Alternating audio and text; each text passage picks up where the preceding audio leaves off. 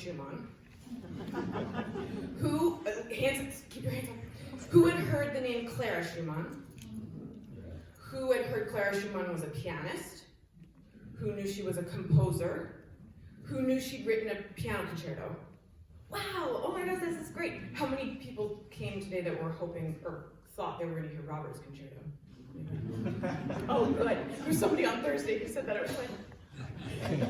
All right, so Clara Wieck wrote this concerto in 1835, and let's see, yeah, and she was only 14 years old when she started composing it. Yeah.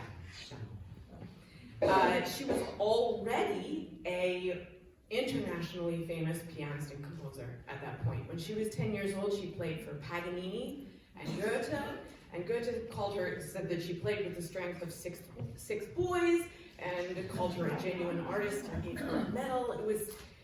She was already famous and established. So when she started orchestration lessons at 13, it was just sort of, she was ready for it. It wasn't even a surprise. And she took orchestration lessons she was in Leipzig, she took it at St. Thomas Schule, which, if you know Bach, that's where he had worked. And incidentally at the same time as Richard Wagner, who was 8 years older, same teacher.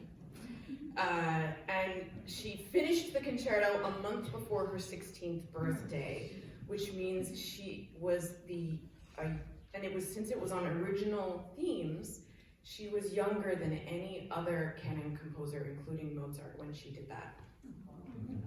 Yeah. So she was a hometown favorite in Leipzig, and that month, none other than Felix Mendelssohn came to town, and he was newly installed as the conductor of the Gewandhaus Orchestra, and so he conducted the premiere of the concerto. And on the same concert, Clara premiered one of his works, and the two of them played together a Bach double concerto. So basically she played 3 concertos on the same concert. Oh, so normal, right? Yeah, and the other thing that I think is important to know is that at this time of her life, she did know Robert already, her future husband, and while she was writing this, actually, she was falling in love with him slowly over, age 14 to 16. And you can hear it in the music. You really can. It's not just a work of virtuoso flash and the sort of budding genius of this young composer. There's also these really intense romantic melodies, and you can really hear that. Truth was that a month after she premiered it, she and Robert had their first kiss. So listen for that too. So then, Sarah, can you tell us what's interesting about this concerto? What makes it different from concertos that were written before hers at this time? Yeah, right. So the only concertos that had really been written right before hers of the Romantic period were Chopin's first concerto and Mendelssohn's first concerto.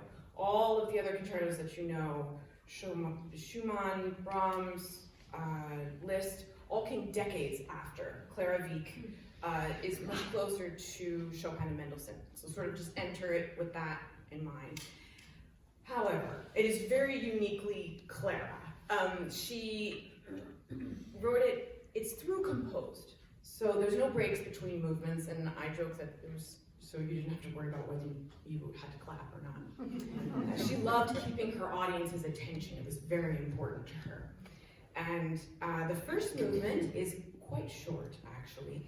And it starts off very simply with a 5-note motive that's a march theme that's sort of unison in the orchestra, and it comes off really simple, but pay attention, because she uses those 5 notes as the motive for the melody in the second movement and in the third movement. It is a monothematic work, which for a 15-year-old is pretty ingenious. And the piano entrance, it's very, very flashy in octaves, and it's very forceful. It's A minor and very angsty. And it starts off with an entrance that's like bum, bum, bum, bum, bum, bum, bum, bum, and so bottom to top. And if you're familiar with Robert's concerto, you know that his starts upside down. It's da da da da da da da da da. He literally took hers and inverted it, which means that also Grieg and Rachmaninoff's first, which were influenced by the opening of Robert's, or by extension, the reverse of Clara. So Clara did it first.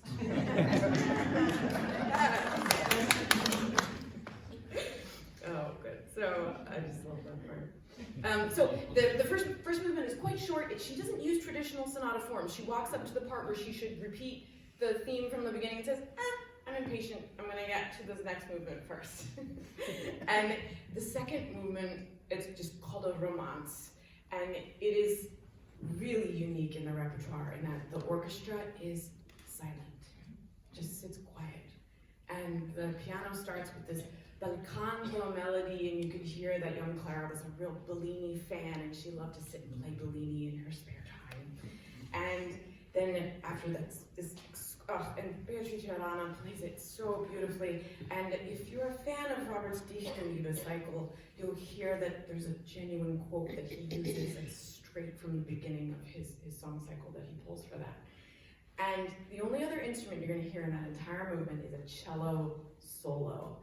And it just becomes this duet between the cello and the piano, and it's very Lieder-like, he said. And I think the cello symbolizes Robert, that she literally put him on stage with her so that she could have a duet with him.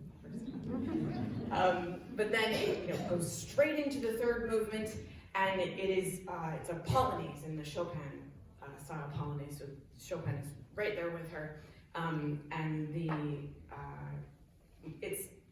the virtuoso flash and fireworks of the last movement are it's the longest movement, but you almost never know it because you're just like on the edge of your seat. And Beatrice Rana, the way she plays it, it's just like, there's a few places where you just can't, especially in the final coda with that tempo she takes, it's unbelievable. You're not going to hear it like that anywhere else.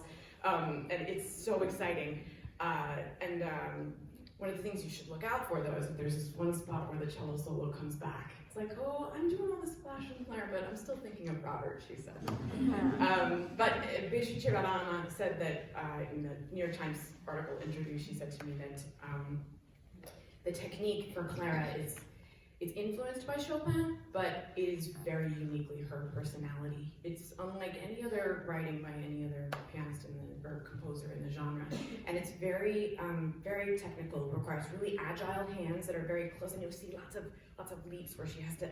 There's some spots where you're like, God, how did she get that note there? It's so precise. It's unbelievable. You're about to see something fantastic. But the other thing to know is that Clara had enormous hands. A lot of her compositions have tense, like the parallel octaves. So like Rachmaninoff size hands. Yeah, legit Rachmaninoff size hands. We have a cast of her hand, and we know. Wow.